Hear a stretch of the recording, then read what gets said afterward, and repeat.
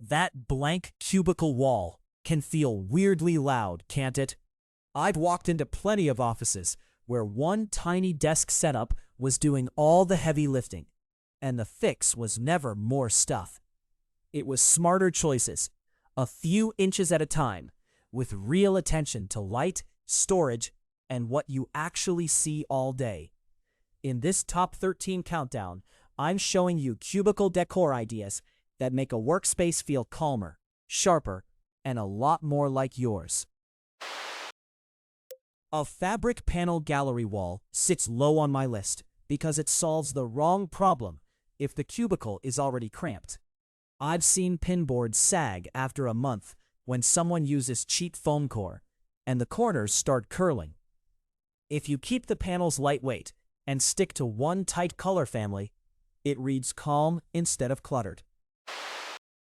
I like potted plants in a cubicle, but only when you're honest about the light.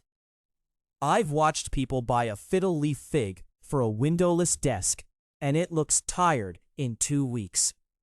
A pothos or snake plant in a 4-inch pot does better, especially if the trailing vines are clipped before they start stealing keyboard space. Warm string lights and a desk lamp rank here because lighting changes how a cubicle feels at 4:30 p.m. when overhead fluorescents start getting mean. I've used 2700K bulbs for this exact reason. And the trick is keeping the string lights subtle, not circus bright.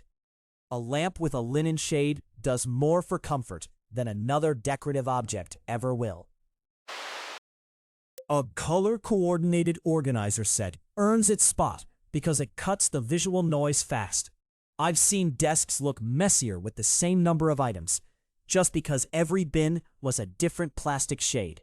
Match the pen cup, tray, and file holder in one finish, and suddenly the surface reads intentional instead of scattered.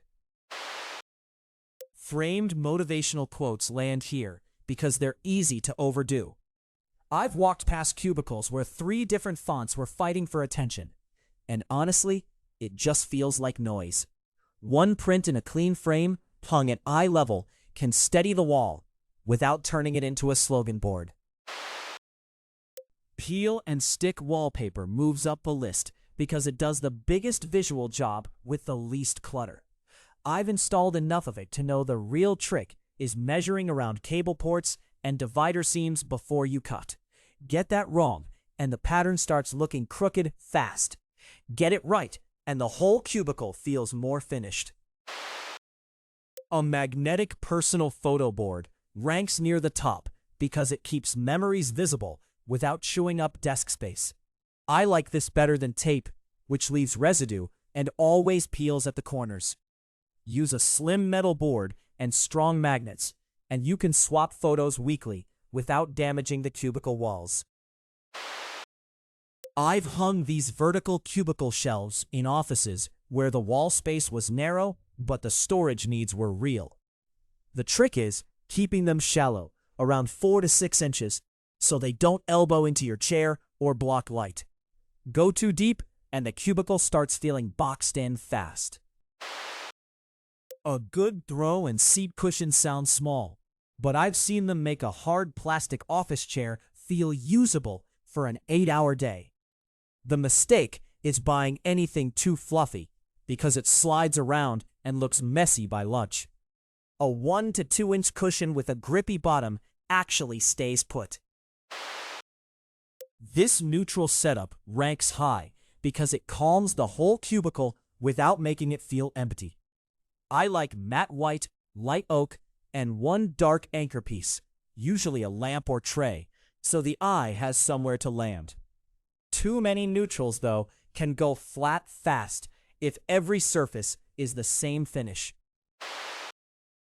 A pegboard earns its spot because it gets the clutter off the desk and onto the wall, where you can actually see it. I've installed them with a 1/4 inch hardboard behind the pins, so the board doesn't bow under the weight of scissors, cords, and little bends. That backing matters more than people think. A mini bookshelf feels personal in a cubicle but only if you keep it edited. I usually cap it at 3 rows high because once books start stacking sideways, the whole thing reads like storage overflow. A couple of standing books, one small object, done. That restraint makes the desk feel intentional. This privacy panel earns the top spot because it changes how the cubicle feels without asking for more square footage. I've used fabric-wrapped panels that are 36 to 48 inches tall, and they cut visual noise fast while still letting light pass. The best ones soften sound a bit too, which people notice right away. A good cubicle doesn't need a full makeover. It just needs the right mix of function and personality. If even one of these ideas made your workday feel a little better, hit subscribe, give the video a like, and visit omnihomeideas.com for more room-by-room ideas and practical design tips. We keep it real, we keep it useful, and we keep it doable. See you in the next one.